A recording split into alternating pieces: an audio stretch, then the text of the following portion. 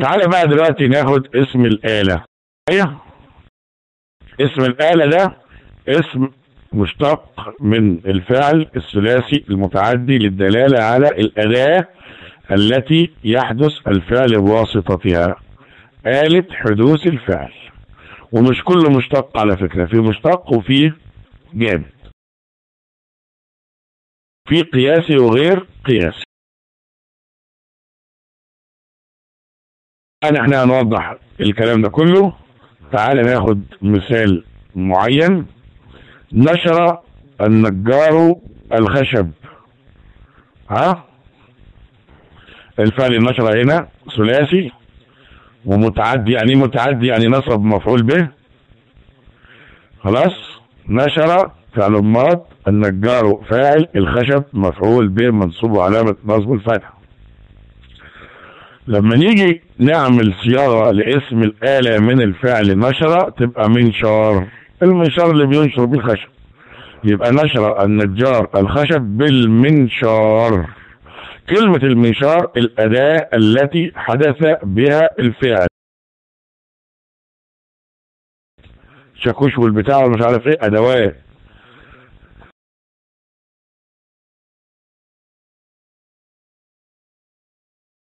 طيب، يستخدم التلميذ المسطرة يعني والقلم والفرجار والمبراه. يبقى دي كلها أدوات. أداة التسطير، والقلم أداة الكتابة، والفرجار اللي هو البرجل اللي بترسم بيه الدوائر، والمبراه اللي هي المراية. يبقى دي كلها أداة البري. يبقى دي أسماء آلة. العلم مصباح تهتدي به العقول. مصباح آلة الايه؟ الإنارة. الصديق مرآة صديقي. مرآة آلة الرؤية. يبقى دي ايه؟ اسم الآلة ده بيبين الآلة التي حدث الفعل بواسطتها. التعريفات ديت هحط لي علامة صح.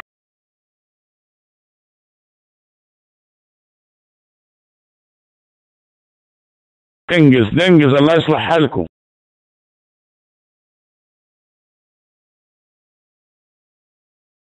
يصاغ من الفعل الثلاثي المتعدي على 3 أوزان قياسية.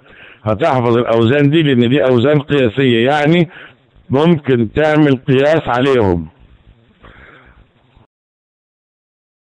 هذا الفعل بينقسم إلى نوعين: لازم ومتعدي. اللازم يعني عايز فاعل بس، يقتصر تأثير الفعل على الفاعل، آخر الفاعل.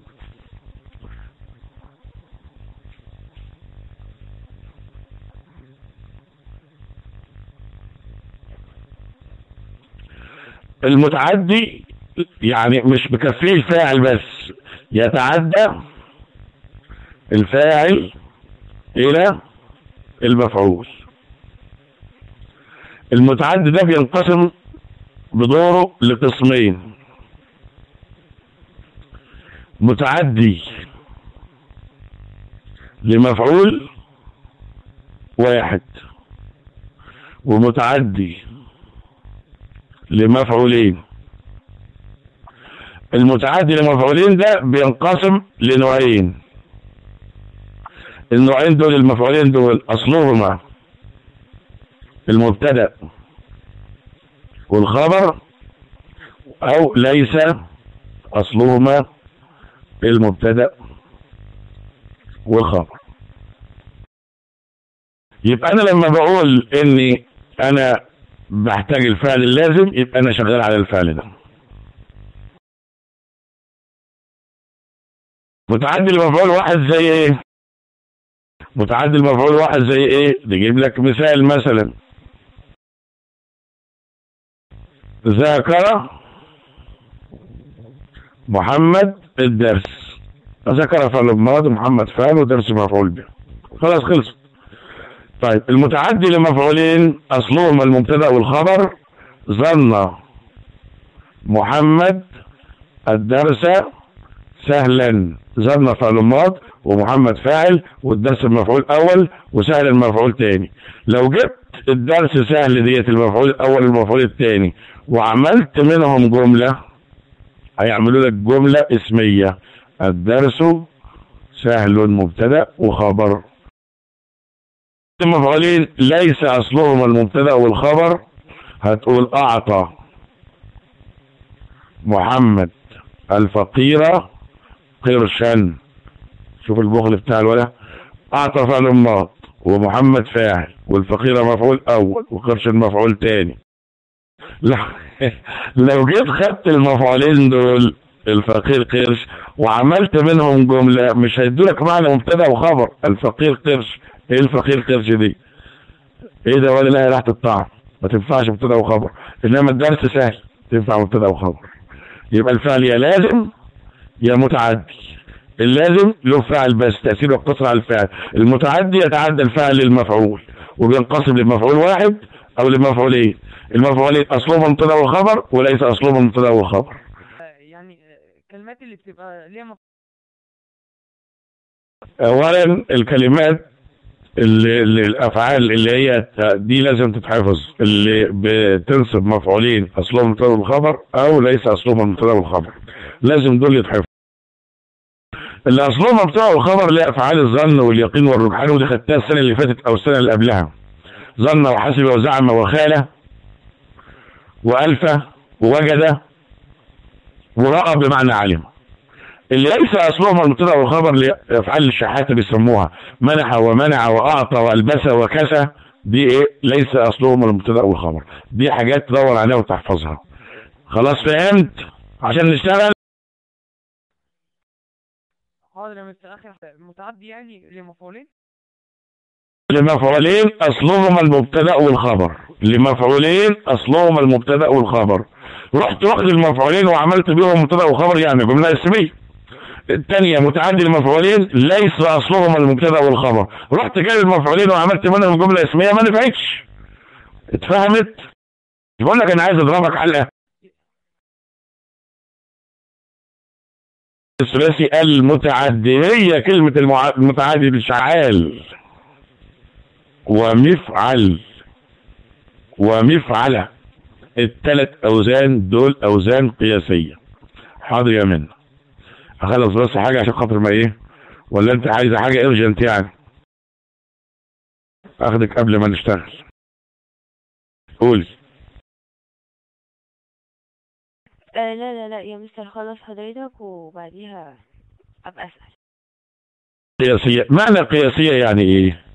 معنى قياسيه يعني ممكن اجيب زيهم من اي فعل تنطبق عليه الشروط. ادي معنى كلمه قياسيه. معنى سماعيه يعني ايه؟ يعني ملهاش قاعده انما سمعت عن العرب. سمعت عن العرب بس، لان المصطلحات دي طالما فهمناها هنفهم المطلوب ايه، ما فهمناهاش هنعك. يبقى دول ثلاث اوزان قياسيه ممكن نجيب من الفعل الثلاثي المتعدي اي اسم آلة على الثلاث اوزان ديت يبقى قياسيه. مفعال زي ايه؟ مفتاح من الفعل فتح. فتح الطالب الكتاب وما قراش طبعا.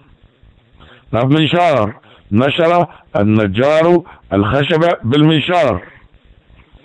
مسمار، دق النجار المسمار في الخشب. مقراض مفعال. محراث من الفعل حرث. مقراض من الفعل قرض. ملقاط من الفعل لقط. منظار من الفعل نظر. مسقاط من الفعل ثقب. يبقى ادي اول وزن قياسي مفعال. الوزن القياسي الثاني مفعل. مبرد من الفعل برد. مقص المقص من الفعل قص. مشرط من الفعل شرط. منجل من الفعل نجل اللي هو المنجل اللي بيحصدوا بيه القمح. معول من الفعل عول اللي هو الشاكوش يعني. مغزل من الفعل غزل. مشبك من الفعل شبكة. مقطع من الفعل قطع. حلو. الوزن الثالث ايه؟ مفعلة. مفعلة. مكنسة آلة الكنس من الفعل كنسة. مسطرة من الفعل سطرة. ملعقة من الفعل لعقة. مبقى من الفعل برد برقة. برة اللي هي البراية يعني، مصفاة، مطرقة، مسبحة، مقشرة، وهكذا. عندي أجاز مجمع اللغة العربية وزنا رابعا، هو ايه؟ فعالة. فعالة زي غسالة آلة الغسيل، شواية آلة الشوي، سماعة آلة السماع، ثلاجة، قداحة، سيارة، كسارة. هل هي دي كل اسم الآلة؟ لا، ده في أسماء آلة تانية بقى.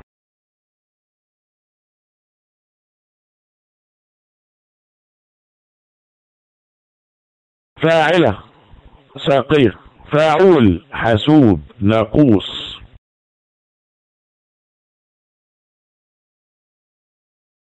افتح الكتاب بتاعك، كل واحد تفتح الكتاب بتاعه صفحة 123. في صفحة 122 جدول واحد اللي هو معمول باللون البنفسجي ده، وفي الصفحة اللي بعدها 123 جدول ب، يعني جدول ألف.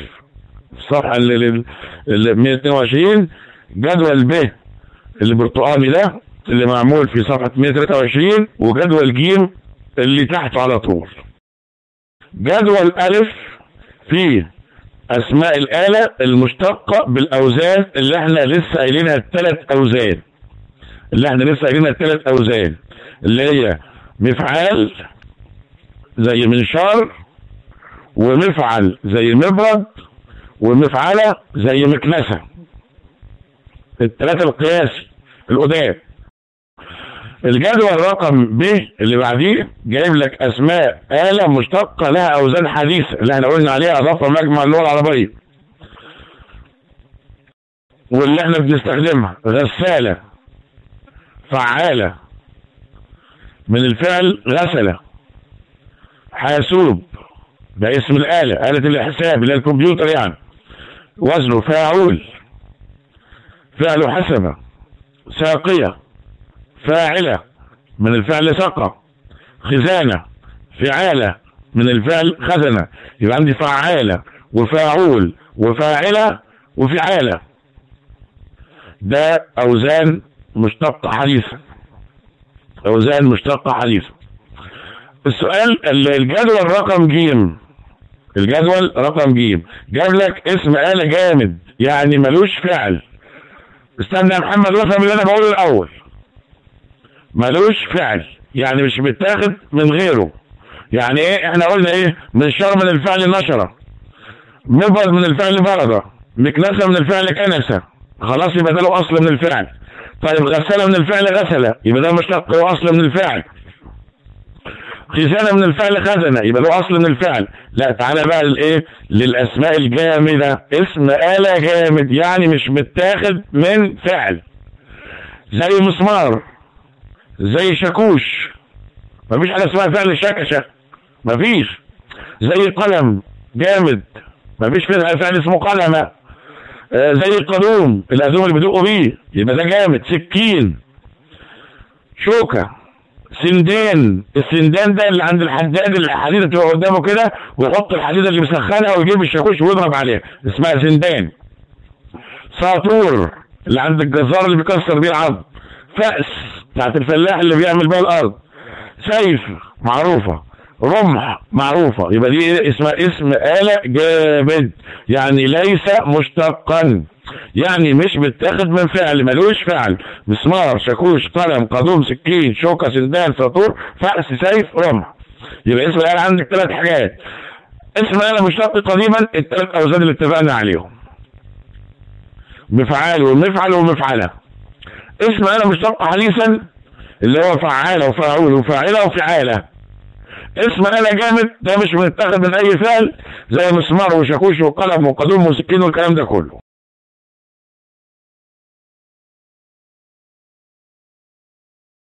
عندك في صفحة 124، في صفحة 124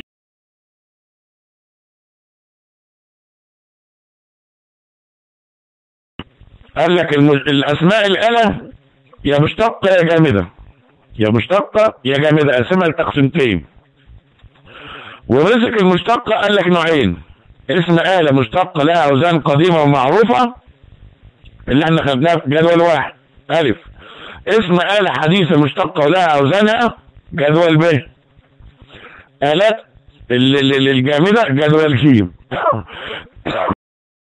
تدريبات بقى: صغر من كل فعل مما يأتي اسم آلة واذكر وزنه. من كل فعل مما يأتي اسم آلة واذكر وزنه.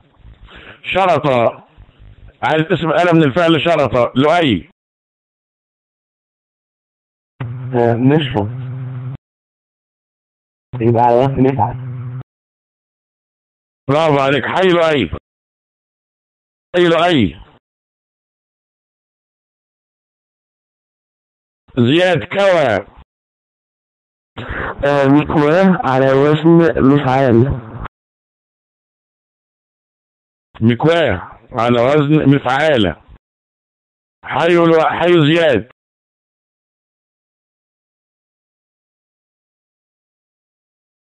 محمد. شوى.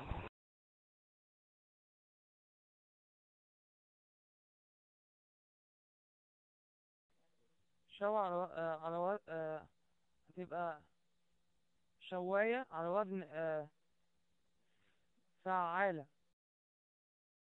برافو عليك، صح كده. حي محمد. طرق. لؤي. تبقى مطلقة على وزن مفعالة. مطلقة على وزن مفعالة. برافو عليك. حي لؤي. لؤي. بص معلش، هي شوى دي ما تبقاش يعني اللي هي مش واح يعني. لا، شواية. الشواية بتاع الفراخ، زي الغسالة، زي الثلاجة.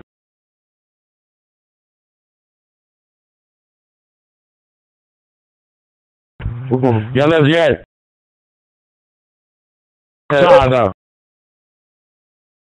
إنسان صعبة هيبقى اسم الآلة بتاعه مصعد على وزن مفعل. مصعد مفعل ولا اسانسير يعني. حي زياد. حي زياد.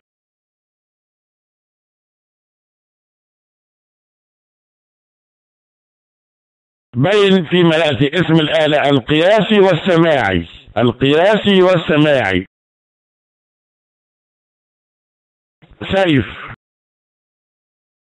محمد. أما هي سيف اسم آلة، يعني ده له وزن ممكن قياس عليه، ولا سمع عن العرب كده وخلاص جامد يعني؟ أكيد جامد وسمع عن العرب ويبقى سماعي. الفعل بتاع شوى وعلى وزن فعالة. شكرا. ايوه ايوه.